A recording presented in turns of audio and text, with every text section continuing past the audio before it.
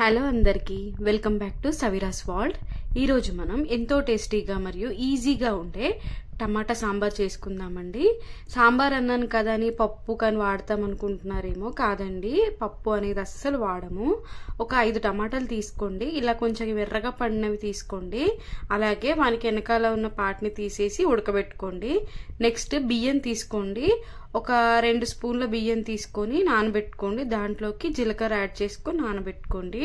చూడండి, టమాటాలు ఈ విధంగా ఉడకనివ్వాలి. స్కిన్ అంతా పైకి వచ్చేలాగా విడిపోయేలాగా ఉడకబెట్టుకొని నేను చూపిస్తున్నట్టుగా స్క్వీజ్ చేసుకోండి.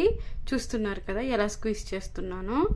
నెక్స్ట్ ఇప్పుడు స్క్వీజ్ చేసిన తర్వాత దీంట్లో పల్ప్ వస్తుంది కదా, అదే మనం పీల్ చేస్తాం స్కిన్, ఆ స్కిన్ని తీసేయండి.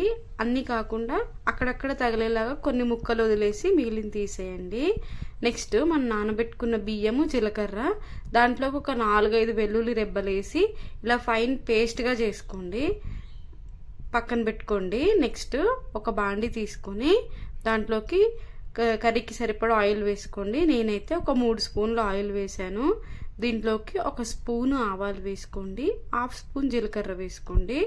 మనం ఆల్రెడీ బియ్యం రుబ్బుకునేటప్పుడు దాంట్లో జీలకర్ర వేసాం కాబట్టి ఇప్పుడు కొంచెం తక్కువగా వేసుకోండి. మీడియం సైజు ఒక ఆనియన్ని కట్ చేసుకొని వేసుకోండి. ఆనియన్ ఇలా కొంచెం గోల్డ్ కలర్ వచ్చిన తర్వాత పసుపు యాడ్ చేసుకోండి.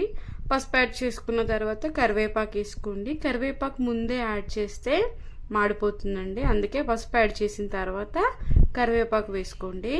ఇప్పుడు మనము స్క్వీజ్ చేసి పెట్టుకున్నాం కదా టమాటా రసం, దాన్ని తీసుకోండి.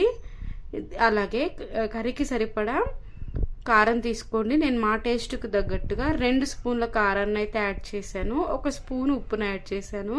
మీ టేస్ట్కి తగ్గట్టుగా మీరు యాడ్ చేసుకోండి. నెక్స్ట్ దీంట్లోకి ఒక 1/2 స్పూన్ అంతా ధనియాల పొడి యాడ్ చేయండి. ఒకసారి బాగా కలిపి దీన్ని మరగనివ్వాలండి. చూసారు కదా, ఇలా మరుగుతున్నప్పుడు మనం పేస్ట్ చేసుకొని పెట్టుకున్న మన బియ్యం పిండిని, ఆ పేస్ట్ని దీంట్లో వేసేయండి. జీలకర్ర వెల్లుల్లి వేసి చేసుకున్నాం కదా బియ్యం పిండిని, దాన్ని వేసి ఒకసారి బాగా కలపండి. బియ్యం ఎక్కువగా రుబ్బుకోవద్దండి, కొంచెంగా రుబ్బుకోండి, ఎందుకంటే చిక్కబడిపోతుంది బియ్యం పిండి ఎక్కువగా అయితే. చూసారు కదా, ఒక 5 నిమిషాల తర్వాత హై ఫ్లేమ్ మీద మరిగిస్తే ఇలా చిక్కబడుతుంది. కొంచెం కొత్తిమీరని యాడ్ చేసుకొని మళ్ళీ ఒకసారి కలిపి ఇంకో 5 నిమిషాలు హై ఫ్లేమ్ మీద దగ్గరుండి ఉడికించుకున్నారంటే మనకు చిక్కబడుతుంది. నెక్స్ట్ కొంచెం ఉప్పు సరిపోయిందో లేదో ఈ స్టేజ్లో ఉన్నప్పుడు టేస్ట్ చేసుకోండి. నాకైతే పర్ఫెక్ట్గా సరిపోయిందండి, మీరు టేస్ట్ చేసుకొని తక్కువైతే వేసుకోండి. అంతేనండి, అలా ఇంకో 2-3 నిమిషాలు ఉడికిస్తే మన టమాటా సాంబార్ రెడీ అవుతుంది. ఇది ఫ్రైస్లోకి సూపర్గా ఉంటుంది. కూరగాయలు ఏమీ లేనప్పుడు చేసుకోండి.